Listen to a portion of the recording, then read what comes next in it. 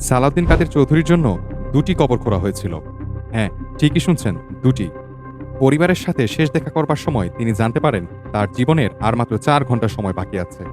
এরপর তিনি তার পরিবারকে জানান তিনি ১৯৭৮ সালে রাঙ্গুনিয়ায় এক ভাষণে বলেছিলেন এখানেই তার কবর দাফন করা হবে। পরিবার সেই অনুযায়ী তার কবর খুঁড়তে শুরু করে।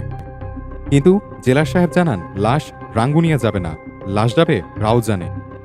অনেক চেষ্টা করার পরও যখন মানানো যায়নি তখন সালাউদ্দিন কাদের চৌধুরীর কাজিন সালমান এফ রহমানের মাধ্যমে শেখ হাসিনার কাছে খবর পাঠানো হয় লাশ যেন রাঙ্গুনিয়ায় পাঠানো যায়।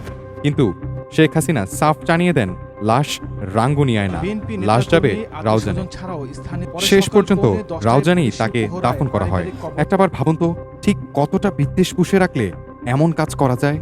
তাকে বারবার বলা হয়েছিল তুমি রাষ্ট্রপতির কাছে জীবন ভিক্ষা চাও, তাহলে তোমার ফাঁসি দেওয়া হবে না।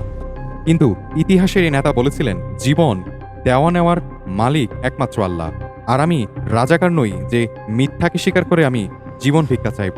আকাশের যত তারা, পুলিশের তত ধারা। হ্যাঁ, ধরে নিয়ে যাবো, এই কালকে অ্যারেস্ট করে ফেলবে, পরশু।